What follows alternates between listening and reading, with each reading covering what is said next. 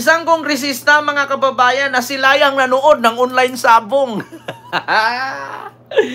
Pero mo ha, galit na yung mga taong bayan kung saan napunta yung missing sabongero. Pero yung isang congressman, nanonood pa rin ng online sabong. Pinapatigil na nga yung online sabong na yan eh. Yeah, pero si congressman, kahit may session, nanood pa rin. Nako, congressman. Briones daw apelyido nito eh. Ito po, mga kababayan. Ito po ay post ng News 5. Mga kababayan, post po ito ng News 5. Isang kongresista, isabong sa plenaryo. Nakuhana ng litrato ang isang kongresistang nanood ng online sabong sa kanyang smartphone sa gitna ng butuhan para sa susunod na House Speaker. Kahapon lang pala ito, mga kababayan, bago mag-walk out si Pulong. Nahuli kam ang isang kongresista na nanood ng online sabong. Ilang oras ito bago ang ika-4 na State of the Nation Address or SONA ni PBBM Marcos nitong Lunes. Matatanda ang ilang senador at kongresista ang nanawagang tuluyan ng ipatigil ang online gambling sa bansa. Hindi ito nabanggit ng Pangulo sa kanyang SONA. Ayun na, nagkandalit-litsi na ang bansa. Kayo-kayo pa'y naglulukuhan. Punyemas. Ito, mga kababayan, nasaan ba tong online sabong na ito? Bukod dyan, ito na, mga kababayan. May ads lang. Si Risa Force at Ma'am Delia Rosario at Spanish Girl, hello po. Tawagan naman ng ilang mambabatas na magpakilala na ang viral na lalaking na aktuhan na nanonood ng isabong noong habang nasa sesyon. Balita mula sa kamera, hatid ni Radyo Patrol, Pamela Vasquez. Tragis na yan. Ma'am Arlene Pabular, hello po. Umamin at mag-story ang nakita na lalaking nanonood ng isabong habang nakasesyon ng kamera. Yan ang panawagan ni Bukidnon Representative Jonathan Keith Flores. Pero kailangan din anyang matukoy kung talaga nga bang mambabatas ang nahuli sa photo at video. Kailangan anyang mabigyang linaw ang issue dahil naapektuhan ang imahe ng buong kamera. Kaya nga, mag-apologize ka sa taong bayan na it was something that should not have been done. And with the promise that you will not be doing it again, no? Para at least man lang ma-soften din yung impact, no? sa photo na yan. Sino daw ito? Maya naman, sina Manila 2nd District Representative Rolando Valeriano at Manila 3rd District Representative Joel Chua sa naturang panawagan. Sana wag namang ulit. Wala nang masamang, aminin mo at humingi ka ng dispensa. Siguro, yun ang dapat.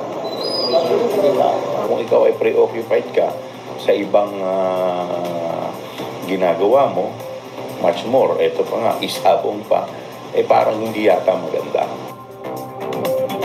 Wake-up call din ang nangyari at nagpaalala sa mga kongresista na sumunod sa decorum kapag nasa sesyon.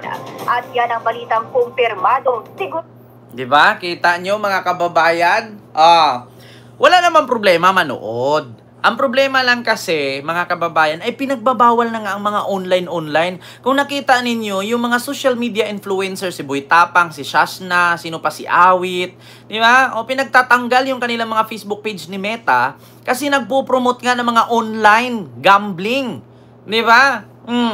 Pero magulat ka, isang mambabatas na mismo nasa legislator, sa legislative, siya pa yung nanood ng online sabong.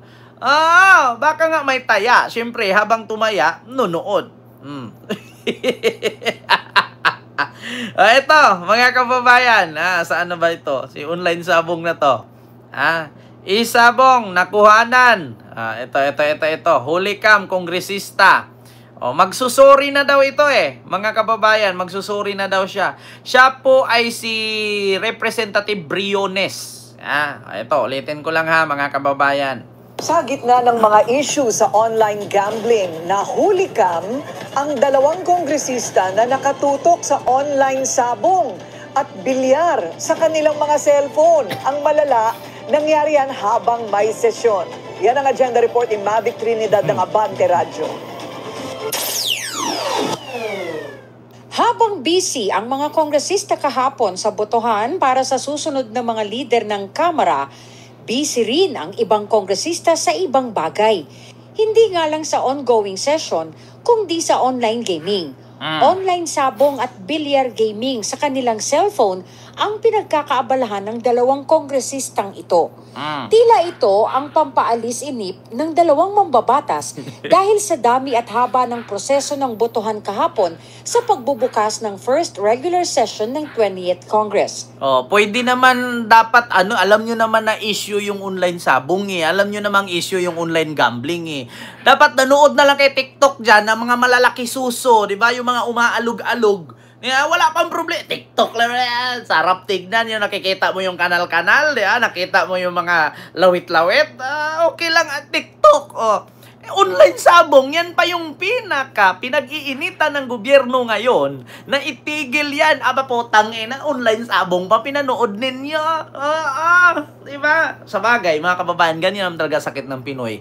Kung saan yung sikat, yun talaga ang tinudumog.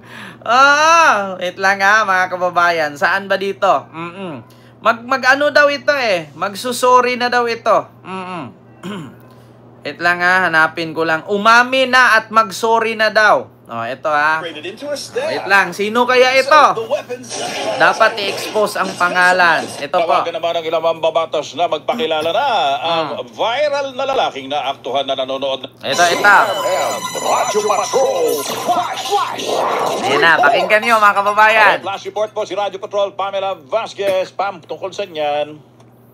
Tony, kinumpirma ni Aga Party List Representative Nicanor Briones na siya ang mambabatas na nakuna ng litrato at video na si Nicanor Briones, ang isang kongresista na nakuhaan ng picture at video na nanonood ng online sabong. Hello po, Ma'am Arlene Pabular. May galab shoutout. Maraming salamat sa iyong super chat. Hi, Ken pa shoutout sa aking kidos at kay Jude Abilgas. Hello po sa inyo dyan, Ma'am Arlene at saka kay Sir Jude Abilgas at sa mga anak mo. Ayan, maraming salamat po. Ito. Mula'y nanonood ng isabong habang nakasesyon ang kamera. Sa panayam ni Nicanor Briones na hindi isabong ang kanyang pinanonood. Hindi rin anya siya marunong mag-online gaming at wala rin siyang e-wallet app. Nagkataon lamang anya na sa gitna ng sesyon ay pinadalahan siya ng video ng isabong. Sinabi niya na hindi siya kinausap ng kumuha sa kanya ng litrato para linawin ang issue bago ipinost online. Ganon? Ganon ba, Pam? Yes, Tony. Pinadala lang. Ay, buti yun ang pinadala sa kanya. Hindi yung mga sexy video. Isabong. Buti nga, isabong ang pinadala. Kung nakita mo dyan, may nagkakantutan dyan, Pornhub yan. Diba? Okay lang. Para sa akin yun, matatawa talaga. Masarap diba? Habang umiinit ang sesyon, umiinit din ang katawan, putang ina, bakit sa dinami-daming isend sa'yo? Bakit isabong pa? Alam nyo naman na issue yan. Diba? Okay lang sana kung i-share sa'yo kung sa lugar natin kung may nadisgrasya, ito nabangga. Kung may nabahaan kung may nasirang bahay, natumbang poste, okay lang. Basta dami-dami ba namang isend? Bakit online sabong pa? Ako nga, kadami-dami kong friend sa Facebook, minsan ang magsisend sa akin, Sir, napanood mo na ba ito? Sir, naano mo na ba ito? Sa dami-dami kongresista ka, dapat ang isin sa'yo problema sa lalawigan mo at yung mga hinaing ng constituent mo. Aba, yung isin sa'yo online sabong pa. Iba pa po, tangina. Okay lang sana kung isin sa'yo online sabong. Kung yung taong nagsabong doon, yan yung nawawala at nakita na. Ang problema kasi,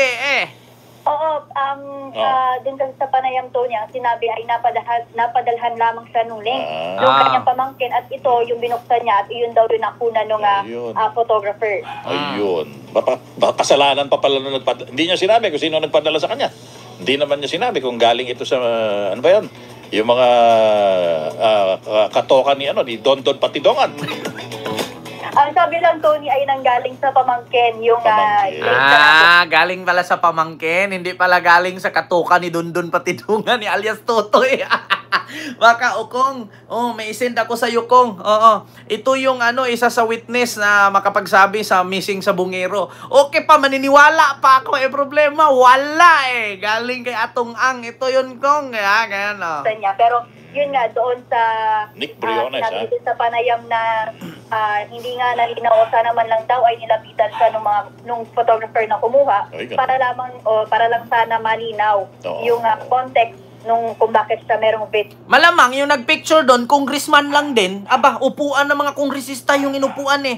Imposible naman na si Kent ang nagpicture doon. Hindi naman ako nakapasok doon. Upuan ng mga kongresista yun eh. Malamang yung nagpicture sa likod niya, taba tinandaan niya sino ba yung nasa likod ko. Imposible hindi mo alam, mga kababayan. Napaka-imposibleng hindi mo alam. Kasi ganito yan. Once na kongresista ka or isa ka sa legislator, may mga number po yung upuan ninyo.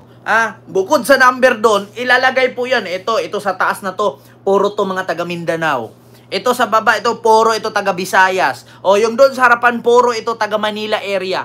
Napaka-imposible naman. Hindi mo alam kung sino yung nasa katabi mo. Di ba?